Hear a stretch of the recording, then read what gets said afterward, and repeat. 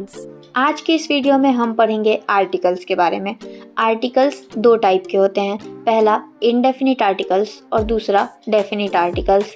Indefinite articles में हमारे पास होता है ए और एन और डेफिनिट आर्टिकल्स में होता है द। हम सबसे पहले इनडेफिनिट आर्टिकल्स पढ़ लेते हैं।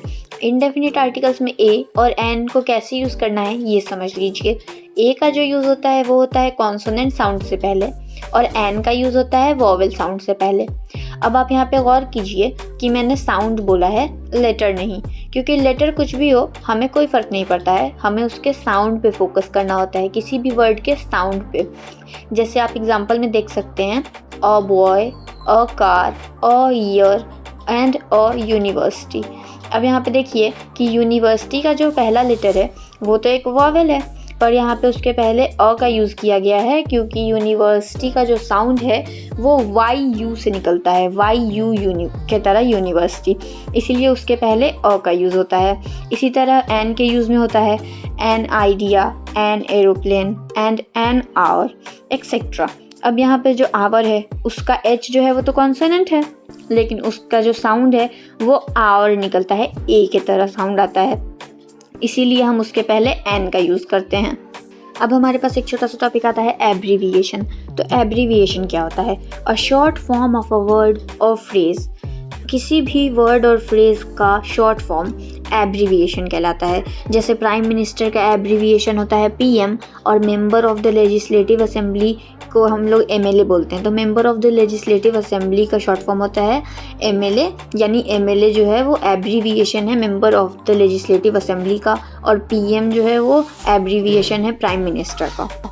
अब अगर हमें किसी भी एब्रीविएशन से पहले ए और एन का यूज़ करना होता है तो हम उस एब्रीविएशन के फर्स्ट लेटर के साउंड पे फोकस करते हैं, और अगर उसका वर्ड और फ्रेज आता है, उस एब्रीविएशन का वर्ड और फ्रेज आ गया है तो हम उसके वर्ड और फ्रेज के अकॉर्डिंग ए और एन का यूज़ करते हैं।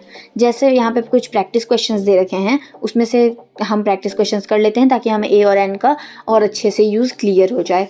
3 के जवाब मैं दे देती हूँ और 2 का आप कमेंट सेक्शन पे बता दीजिएगा। तो यहाँ पे दे रखा है डैश एफ ओ। तो एफ ओ में जो एफ का साउंड है वो ई एफ जैसा आ रहा है, इसीलिए हम उसके पहले एन का यूज़ करेंगे, एन एफ ओ। अब सेकंड जो है वो है डैश फॉरेस्ट ऑफिसर। तो डैश फॉरेस्ट ऑफिसर में तो एफ का साउंड जो आ रहा है वो फॉर टाइप का आ रहा है, तो इसीलिए हम उसके पहले अ का यूज़ करेंगे, अ फॉरेस्ट ऑफिसर। अब यहाँ पे आप ध्यान दीजिए कि जो फॉरेस्ट ऑफिसर है उसका एब्रीविएशन है एफ ओ, है ना। तो जो एफ ओ है उसके पहले एन का यूज़ हो रहा है और जो फॉरेस्ट ऑफिसर है उसके पहले अ का यूज़ हो रहा है। तो एब्रीविएशन जब आता है तो हम एब्रीविएशन के अकॉर्डिंग ए और एन का यूज़ करते हैं, और जब उसका फुल फॉर्म आता है तो हम उसके अकॉर्डिंग उस ए और एन का यूज़ करते हैं। थर्ड है I don't have dash MBBS degree.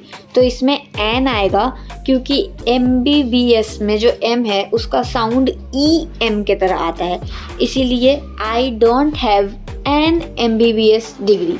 और ये बात बिल्कुल सही है क्योंकि मेरे पास MBBS डिग्री नहीं है। तो यहाँ पे हमारा इनडेफिनिट आर्टिकल ख़त्म हो गया है और अब हम डेफिनिट आर्टिकल पढ़ेंगे। डेफिनिट आर्टिकल में हम पढ़ेंगे द के बारे में।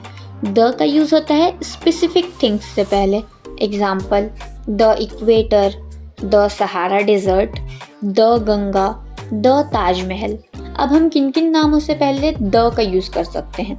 Use the before names of rivers, oceans and seas, points on the globe, geographical areas, deserts, forests, gulfs and peninsulas।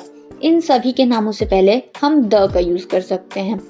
The को और अच्छे से एक्सप्लेन करने के लिए हम एक और वीडियो बनाएंगे। तब तक के लिए थैंक्स फॉर वॉचिंग।